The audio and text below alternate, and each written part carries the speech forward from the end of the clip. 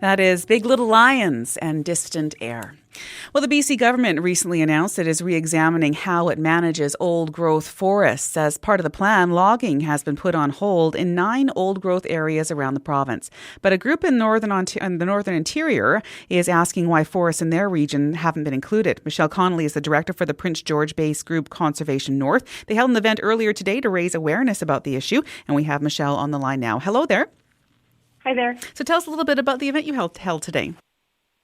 Yeah, so we brought some community members together today to make a statement about the fact that our interior old-growth forests have been ignored, even though they were identified in a scientist report in June as being at high risk of biodiversity loss. When the government announced their old-growth area deferrals last week, our interior wet belt forest, or inland temperate rainforest here, was basically ignored. So we were quite surprised by that. And in general, people here are pretty unhappy about that news. And the forest that you mentioned, why do you say they need protecting? Yes, so we have a globally unique inland temperate rainforest here.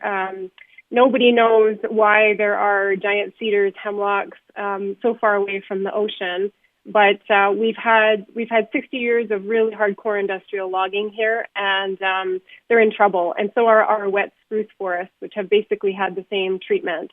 So in that scientist report that I mentioned that came out a few months ago, our local forests here were identified as being really high risk. And that's not really a surprise to anybody here who, hunts or fishes or spends time in the bush. What was somewhat surprising, though, is the fact that there were absolutely no deferral areas in our region. When you look at that map of where the deferral areas are, there's absolutely nothing in this part of the interior. So, yeah. Yeah, and we did reach out to the province. They said they'll be undertaking further steps to consult with First Nations on more deferral areas in BC. What's your response to that? That's positive news. I would ask why they haven't done that so far, though.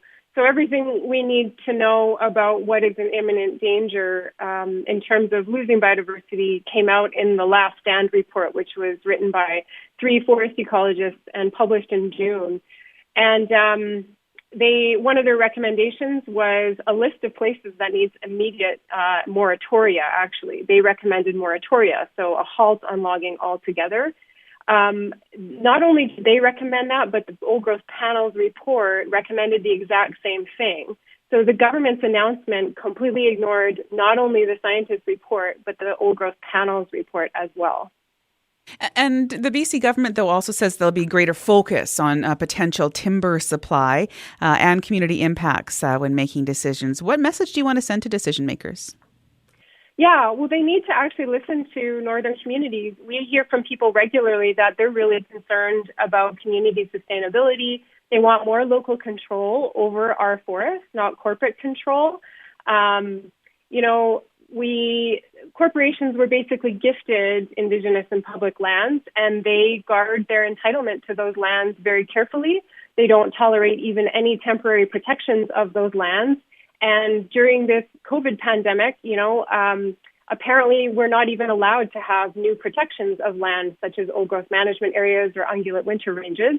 And this is a direct result of the fact that the BC government answers to forestry corporations. And that's the biggest message of that really stark map that shows absolutely no area deferrals up here. That's a direct result of the influence of industry special interest groups that have an interest in protecting timber and absolutely nothing else, including the things that our communities actually need, like clean water, climate management, food in the forms of medicines or other things you can get, hunting, all of that.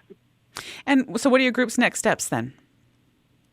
We will keep the pressure on. So today we're sending a message to the government that we want to be seen and heard and listened to, and we expect our demands to be met in terms of community sustainability and protecting old growth forests here locally. Michelle, I really appreciate you taking a few minutes to chat with us today. Thank you so much for this. Thank you. You bet.